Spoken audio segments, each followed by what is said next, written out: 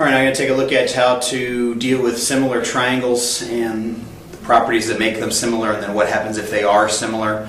We've kind of already looked at the idea of what it means to be similar, that they have the same angle measures, which give them the same shape, but then they have different size sides. Those are going to be in a scale or a scale factor. They're going to be in a particular ratio. So we're going to look at how to come to the place where we know, hey, yes, these two triangles are similar, and make that decision, and then what the consequences. So the main way would be with angle-angle. You also have two more that I just want to mention briefly: side-angle, side similarity, and side-side-side similarity. And then two more acronyms on how to use the things that you get out of similar triangles. This is the Cpctc of similar triangles. You probably use that with congruent triangles. Now with similar triangles, we have these two that pull the angles out and then also pull the side lengths out. All right, so to show two triangles are similar is really actually very simple. All you need is two of the angles to match, and as soon as you have that situation here, so in this picture it's really easy to come up with that situation. If this side is parallel to that side, then this angle matches that angle because they're corresponding. Both triangles share this top angle, and so they're similar. It's that easy. As soon as I get two pairs of angles to match, then the big triangle and the smaller triangle are similar based on that. So if I give it some letters, let's say I said A, B, C, D, E. I could say triangle A, B, E is similar to triangle A, C, D. And this would be because of angle-angle similarity. We don't really use angle-angle-angle, if you can see there, that there at the top of the screen, because once you have two angles, you automatically do the third. The parallel lines would have allowed me to say these two angles are corresponding and therefore congruent, and I could have used those two angles as well. It doesn't really matter in that situation. Let me show you another quick picture. So let's say we have a situation like this. This may not be perfect, but it should be fairly close. Say I have a situation like this where I have two triangles that meet like that. This is another trick you'll often see. Let's say this angle is the same as this angle.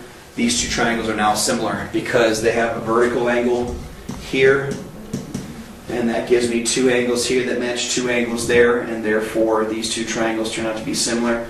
Be very careful when you're naming on this particular in this case R, S, T, U, V. So if I said triangle R, S, T is similar to triangle R corresponds with V, S corresponds with U, and T corresponds with itself. So just be careful there in the naming process as you go through and deal with those. So that's how angle-angle works.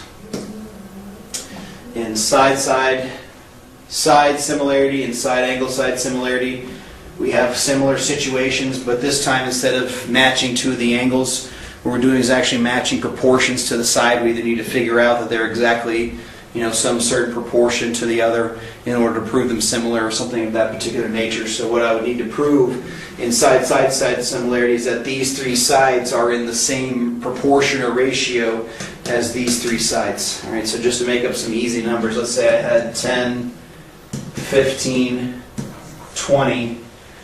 This other triangle would be similar by side if I had something, say, like this: 5, 7.5, 10. Because all of these are exactly half the size of all these, so that's side similarity. And so what I would need to show in the proof, 10 is to 5, as 20 is to 10, as 15 is to 7.5. Those all equal a 2-to-1 ratio. Therefore, the triangles are similar by side similarity. Side similarity is pretty much the same thing, except instead of three sides, we have two pairs of sides and then the angle in between. So, for example, in that situation, maybe I don't have this side and this side, but I have that information, and then I also have vertical angles are congruent. That's now side similarity. So 20 is to 10, as 15 is to 7.5. And these angles in the correct place in between the two sides are the same, and therefore the triangles are similar by side angle side similarity. So side angle side and side similarity are based on proportions, showing that the proportions are correct, and therefore the triangles are similar. Angle is just saying, well, the shape's got to be the same because if these two angles match those two angles, the third ones do too, which guarantees the shape, and therefore the triangles are similar. All right, last thing, using that same picture, I want to talk about how once I know that the triangles are similar, what can I do? So let's say I already know these two triangles are similar. I proved them by side similarity or something of that particular nature.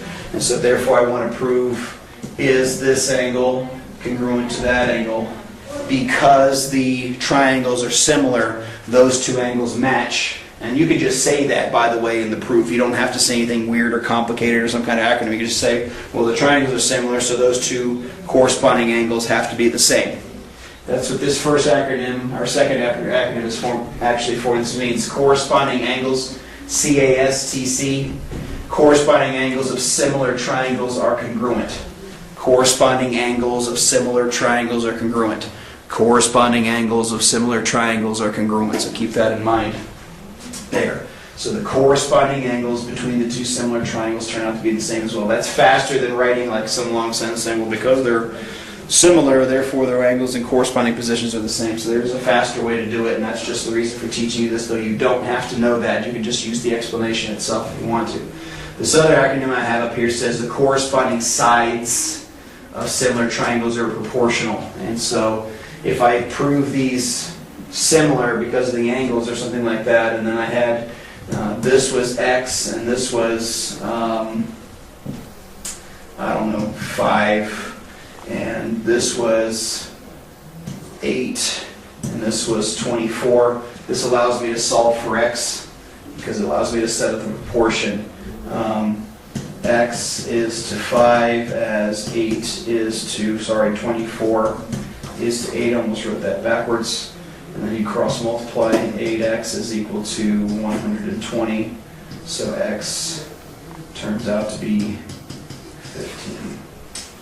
And that reasoning, if you need to go through the proof and use this first step, x is a 5 as 24 is to 8, is because the corresponding sides of similar triangles are proportions. So that acronym is just used in order to get the proportions that you may need in order to be able to solve it if you were asked for it in a proof. Again, you can just explain it. You don't need to remember the acronym. There's nothing special or magical about the acronym, but it does help to sometimes reduce a little bit of the amount of writing, especially when you're doing a 2-column proof or flow chart or something that doesn't quite flow as much. It might be faster to be able to do that. All right, so that's similar triangles. There's only 3 ways to do these guys.